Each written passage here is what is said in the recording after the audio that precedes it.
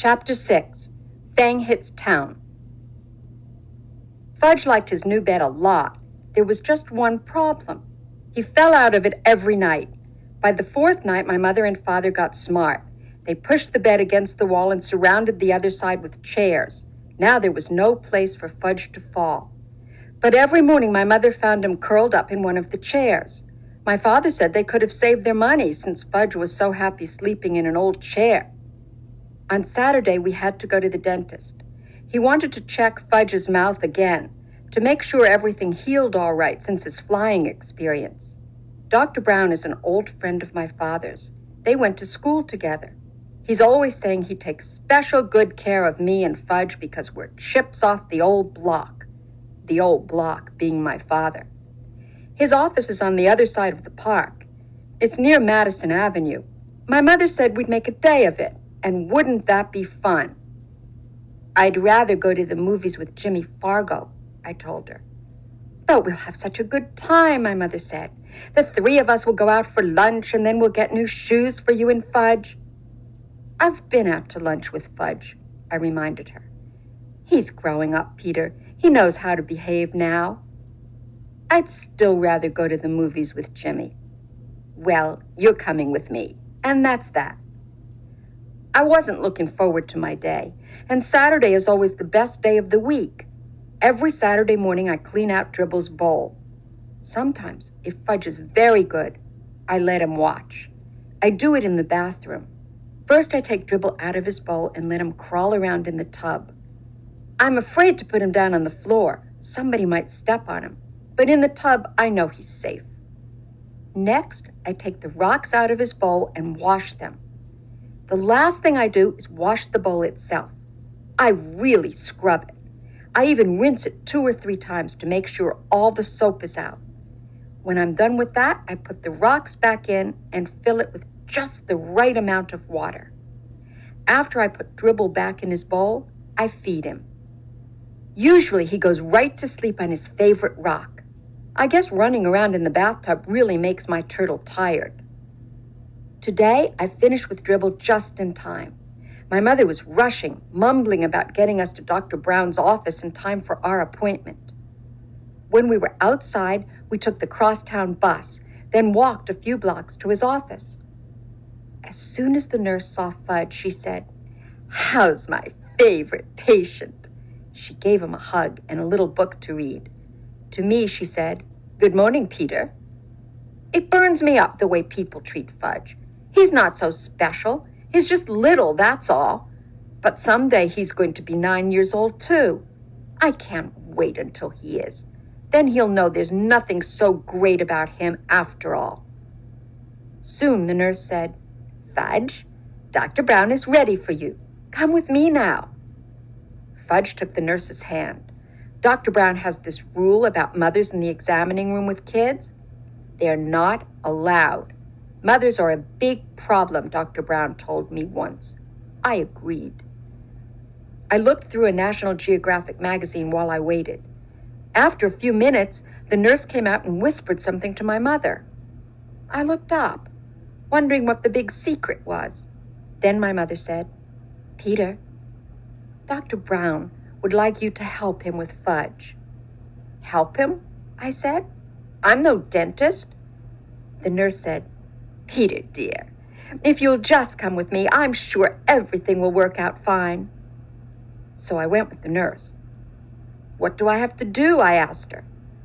"Oh, not much. Dr. Brown just wants you to show Fudge how you open your mouth and how he checks your teeth." "What do I have to do that for?" I asked. "I don't need a checkup yet. I just had one last month." "Your brother won't open his mouth this morning," the nurse whispered. "He won't?" I whispered back. "No, he won't," she said again. I thought that was pretty funny. I never considered refusing to open my mouth at the dentist's office. When he says open, I open. When we reached the examining room, Fudge was sitting in the big chair. He had a towel around his neck, and he looked all ready for action. Dr. Brown was showing him lots of little things and explaining what he does with each one. Fudge kept nodding, but he wouldn't open his mouth. "Ah, Peter," Dr. Brown said when he saw me. "Would you open your mouth so I can count your teeth?" That's what he tells little kids he's doing, counting their teeth. Little kids will believe anything. I went along with Dr. Brown's joke. I opened my mouth very wide, much wider than when I'm the real patient. He put his mirror in and said, "Wonderful teeth, just beautiful, a regular chip off the old block. Such a shame your brother can't open his mouth the way you do." "Can so," Fudge said. "No," Dr. Brown told him. "You can't open your mouth nearly as good as Peter." "Can so? See?" Fudge opened his mouth. "No, I'm sorry, Fudge," Dr. Brown said. "It's still not as good as Peter." So Fudge opened his mouth really wide. "Count teeth," he said. "Count Fudgy's teeth." "Well," Dr. Brown pretended to think about it. "Count," Fudge shouted. "Well," Dr. Brown said again, scratching his head, "I guess as long as you're here, I might as well count your teeth." So he checked Fudge's mouth. When he was through, Fudge said, "See? See, just like Peter." "Yes," Dr. Brown said, smiling, "I can see that.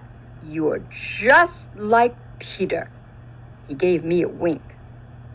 I liked the way Dr. Brown tricked Fudge into opening his mouth. So when he was through examining him, I whispered, "Couldn't you make Fudge some false teeth until his grown-up ones come in?" "No, he'll just have to wait," Dr. Brown said. "But he looks like he has fangs," I told him. "You'd better not say that in front of your mother," Dr. Brown said. "I know it. She's not too big on fangs." Dr. Brown thanked me for helping him. My mother made another appointment for Fudge. The nurse kissed my brother goodbye and we left. "That wasn't so bad, was it, Peter?" my mother said. "It could have been worse," I admitted. We headed for Bloomingdale's where we get our shoes. There are 5 salesmen in the children's shoe department. 2 of them my mother doesn't like. She thinks they don't measure my feet carefully, that all they care about is selling shoes, even if they don't have the right sizes in stock. The other ones my mother thinks are okay. There's one she likes a lot. His name is Mr. Berman. I like him too, because he's funny. He usually makes believe that the right shoe goes on the left foot, or that Fudge's shoes are really for me. Anyway, when Mr. Berman waits on us, buying shoes is almost fun. Today, Mr. Berman spotted us right away. He always remembers our name. "Well, if it isn't the Hatcher boys," he said. "In the flesh," I told him. Fudge opened his mouth for Mr. Berman. "See? See? All gone." "His teeth," my mother explained to Mr. Berman. "He knocked out his top 2 front teeth." "Well, congratulations," Mr. Berman said. "That calls for a celebration." He reached into his jacket pocket and pulled out 2 lollipops. He handed one to me and one to Fudge. "Ooh," Fudge said, "lolly." Mine was root beer flavored. I hate root beer, but I thanked Mr. Berman anyway. "I'll save it for after lunch," I told him, handing it to my mother. She put it into her purse. Fudge got a lemon lolly. He ripped off the paper and started sucking right away. "Now then, what'll it be, boys?" Mr. Berman asked. My mother answered, "Brown and white saddles for Fudge and loafers for Peter." "Okay, Peter, let's see how those feet have grown." I slipped out of my old shoes and stood up. I stuck my left foot into Mr. Berman's foot measure. Then he turned it around and I put my right foot in. That's another reason why my mother thinks Mr. Berman is good at selling shoes. He measures both feet. Some other salesmen only measure one. My mother says feet can be different sizes, even on the same person, and it's important to make sure the size fits the biggest foot. "What color loafers, Peter?" Mr. Berman asked. "Brown," I said, "same as my old ones." When Mr. Berman went into the back to look for shoes for me, my mother noticed the hole in the toe of my sock. "Oh, Peter, why didn't you tell me you had a hole in your sock?" "I didn't know I had one," I said. "Oh, so embarrassed." "It's my sock, Mom. Why should you be embarrassed?" I asked. Well, it looks terrible. I mean, to come shopping for shoes with a hole in your sock? That's just awful. Can't you hide it a little? Where should I hide it? Try to get the hole in between your toes so it doesn't show, my mother said. I wiggled my sock around trying to rearrange my hole. My mother sure worries about silly things. Mr. Berman came out with 2 pairs of loafers.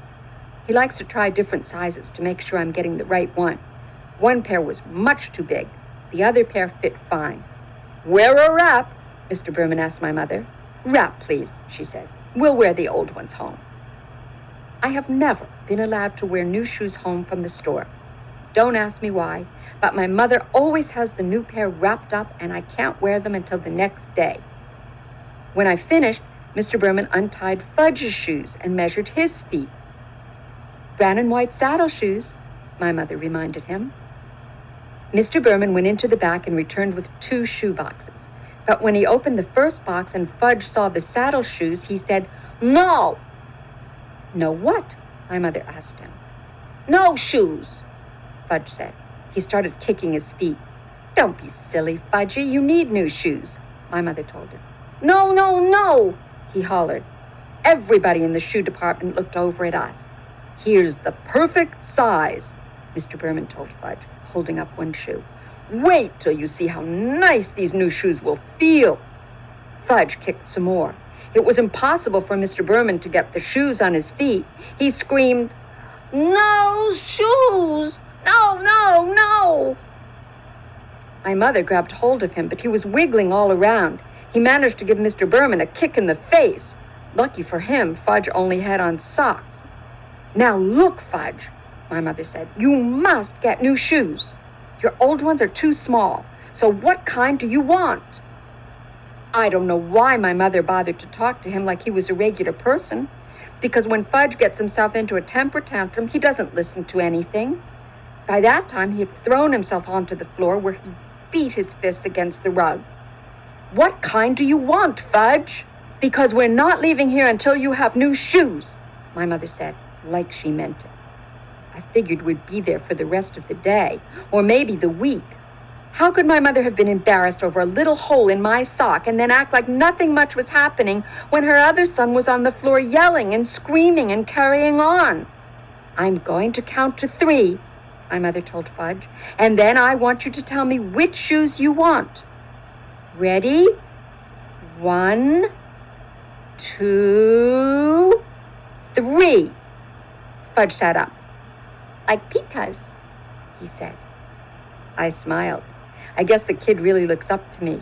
He even wants to wear the same kind of shoes. But everybody knows you can't buy loafers for such a little guy. "They don't come in your size," Mr. Berman told Fudge. Yes, yes, yes, like Pita's," Fudge hollered. Mr. Berman held up his hands and looked at my mother as if to say, "I give up." But my mother said, "I have an idea." She motioned for me and Mr. Berman to come closer. I had the feeling I wasn't going to like her idea, but I listened anyway. "I think we'll have to play a little joke on Fudge," she said. "What do you mean?" I asked. "Well, suppose Mr. Berman brings out a pair of saddle shoes in your size and..." "Oh, no," I said. "You're not going to get me to wear saddle shoes. Never." "Let me finish," my mother said. "Mr. Berman can bring them out, and you can try them on. And then Fudge will think that's what you're getting. But when we leave, we'll take the loafers." "That's mean," I said. "You're taking advantage of him." "Since when do you worry about that?" my mother asked. "Since now," I told her. "Look, Peter," my mother said, checking her watch. "It's 12 o'clock. I'm starved." "Me too," I said. "Well then, if you ever want to get some lunch, let's try my idea." Okay, I said. I sat back in my chair while Mr. Berman hurried to the stockroom again. Fudge looked up at me from his position on the floor. "Like Pita's," he said. "Yeah, sure, Fudge," I told him. Mr. Berman came back with a pair of brown and white saddle shoes in my size. I tried them on. Did they look ugly? See Peter's nice saddle shoes, my mother said. Now Fudgy tries on his nice saddle shoes. Fudge let Mr. Berman get him into his new pair of shoes. See, he said, see, like Peter's. He held up a foot. That's right, Fudge, I said, just like mine. You sure can fool little kids easy. Wear her up, Mr. Berman asked my mother, while Fudge walked around in his new shoes. Wrap? Of course, she said. I wondered what my mother would tell Fudge tomorrow when I wore my new loafers. Oh well, that really wasn't my worry. It was her idea. When Fudge was back in his old shoes and our package was ready, Mr. Berman gave my brother a striped balloon. He offered one to me, too. I refused. How could he think a person in 4th grade might want a shoe store balloon? That wasn't so terrible, was it, Peter? My mother said as we left the store. It wasn't? I asked. Well, it could have been worse, my mother said. I suppose, I answered. We went to Hamburger Heaven for lunch. We sat in a booth.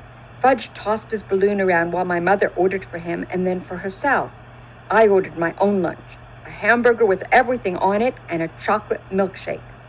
Fudge was getting a kiddie special, meaning a hamburger without the roll, some mashed potatoes, and a side order of green peas. When our lunch was served, my mother cut Fudge's hamburger into tiny pieces, which he shoved into his mouth with his fingers. Then she handed him a spoon and told him to eat his mashed potatoes. But instead of eating them, he smeared them on the wall. See? He said. I thought you told me he wouldn't behave like that anymore, I said to my mother. Fudgy, that's naughty. You stop it right now, my mother said. But Fudge sang, eat it or wear it, and he dumped the whole dish of peas over his head. I laughed. I couldn't help it. He looked so silly with the peas falling from his hair. And when I eat and laugh at the same time, I choke. So I choked on my pickle, and my mother had to whack me on the back, which gave Fudge another chance to spread mashed potatoes on the wall. That's when the waitress asked my mother, did we want anything else? No, thank you, my mother said. We have more than enough now. She wiped off the wall with her napkin and told Fudge he was very, very naughty. Not me, Fudge said, not me. Yes, you, my mother told him. Why can't you eat like Peter? See how nice Peter eats? Fudge didn't say anything. He just stuck his fork into his balloon. It popped and he screamed. All gone. Want more balloon? More. Shut up, I told him. Can't you ever act human? That's enough, Peter, my mother said. She should have slugged him.